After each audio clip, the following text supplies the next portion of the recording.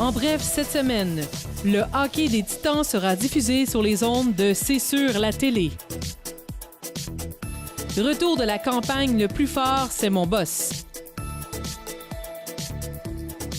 Le Centre d'action bénévole actuel est victime de vol. Le 13 janvier dernier, les caméras de C'est sur la télé étaient présentes au centre sportif de Soulanges de Saint-Polycap dans le cadre du match opposant les Titans de Vaudreuil-Soulanges et les Montagnards de Mont-Laurier.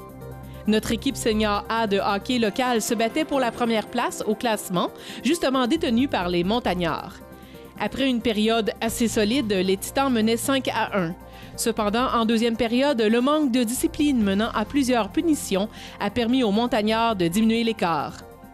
La troisième période a tenu les spectateurs en haleine jusqu'à la dernière minute par de nombreux buts des deux côtés.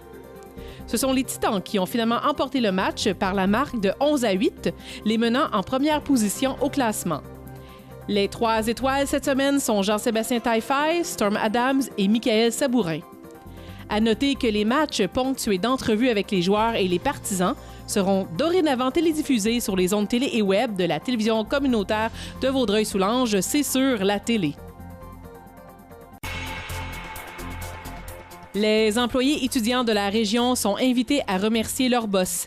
En effet, le Carrefour Jeunesse Emploi à Vaudreuil-Soulanges a lancé le 14 janvier dernier la 3e édition du concours Le plus fort, c'est mon boss, édition 2019. Cette campagne vise à mettre en valeur les employeurs de la région de Vaudreuil-Soulanges qui soutiennent la conciliation études-travail chez leurs employés étudiants. Comment on peut faire pour s'inscrire? Dans le fond, les jeunes peuvent nous envoyer une demande sur la page Facebook le Conciliation Études-Travail Vaudreuil-Soulanges. Donc, ils peuvent nous envoyer une demande. On va leur envoyer le lien du SurveyMonkey ou on peut tout simplement prendre le lien qui est sur le formulaire puis suivre le sondage. Parfait, merci beaucoup. De rien. Les étudiants âgés entre 16 et 24 ans sont invités à soumettre leur candidature jusqu'au 31 mai prochain. Un iPad ainsi que plusieurs chèques cadeaux seront remis aux gagnants. Le Centre d'action bénévole actuel est malheureusement victime de vol. En effet, lorsque les dons sont nombreux, les boîtes de collecte de l'actuel peuvent déborder. L'organisme tient à rappeler que s'approprier les objets et vêtements se trouvant à côté ou à l'intérieur des boîtes est considéré comme un vol. L'Actuel est une entreprise d'économie sociale qui, grâce à la collecte de dons de vêtements et d'objets qui sont revendus à sa boutique Friperie, parvient à financer ses services et le soutien aux personnes dans le besoin. Le vol de dons prive donc l'Actuel d'une source de revenus et réduit l'aide aux personnes vulnérables. Le 21 octobre dernier, à l'Écoto, les Chevaliers de Colomb du district 47 ont amassé 2 215 $ lors de la 9e édition de leur traditionnelle journée spaghetti. C'est 296 repas de spag qui a été servi. Cette somme d'argent sera remise à la Fondation de la Maison des soins palliatifs de Vaudreuil-Soulanges. Toujours au sujet de la Maison de soins palliatifs, c'est le 21 décembre dernier au Centre du Jardin de Vaudreuil-sur-le-Lac que la Fondation a dévoilé les résultats de leur campagne annuelle de Poinsettia.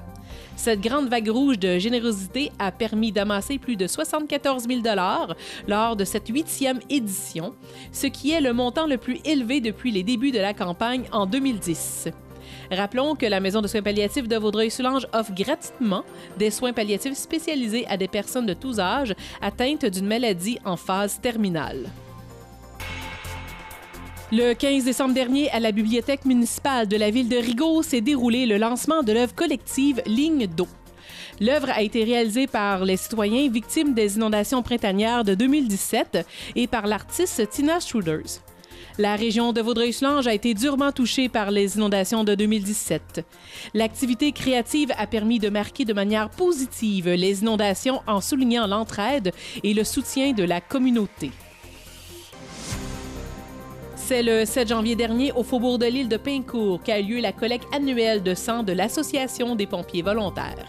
91 personnes ont généreusement fait don de leur sang. Les préventionnistes au service d'urgence et de protection incendie étaient également présents pour répondre aux questions relatives à la sécurité incendie.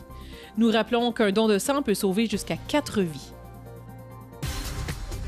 Le 31 janvier prochain, la ville de Pincourt tiendra une consultation citoyenne portant sur le développement durable.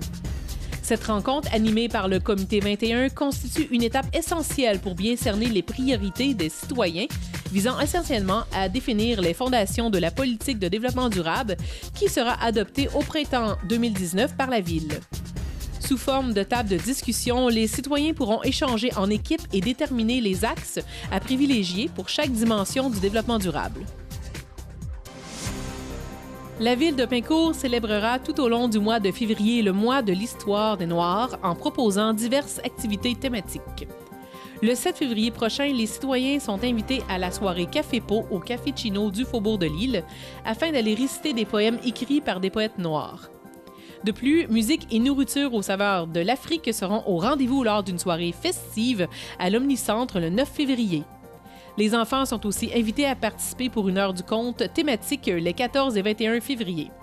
La Bibliothèque de Pincourt en profitera pour exposer notamment des œuvres d'artistes afro-américaines tout au long de février.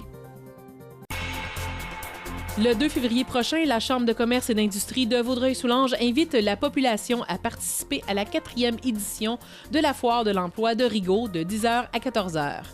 Plusieurs entreprises de la région seront présentes afin d'offrir différents emplois. Le 29 janvier prochain, le Cégep Gérald-Godin accueillera de futurs étudiants lors de sa soirée porte ouverte. En effet, il sera possible de discuter avec l'équipe d'enseignants et d'autres étudiants, tout en visitant les locaux des différents programmes proposés par le Cégep. Comme nouveauté cette année, la conseillère d'orientation du Cégep offrira une séance d'information dans laquelle elle présentera les grands enjeux liés au passage du secondaire vers le monde collégial. Les 3 patinoires du parc 4 saisons de Saint-Zotique sont désormais accessibles au public. La patinoire extérieure réfrigérée a subi un agrandissement majeur et est désormais de la taille standard d'une patinoire de la Ligue de hockey nationale. De plus, avec son nouveau système réfrigéré, la surface de glace est de qualité supérieure. C'est un aménagement de patinage extérieur d'envergure unique dans la région. Le 10 février prochain, SDL Animation et Sans Limite Marketing, en collaboration avec le Château Vaudreuil, présenteront le Salon Vaudreuil-Soulanges Activités physiques, santé et bien-être au pavillon sur le lac du Château Vaudreuil.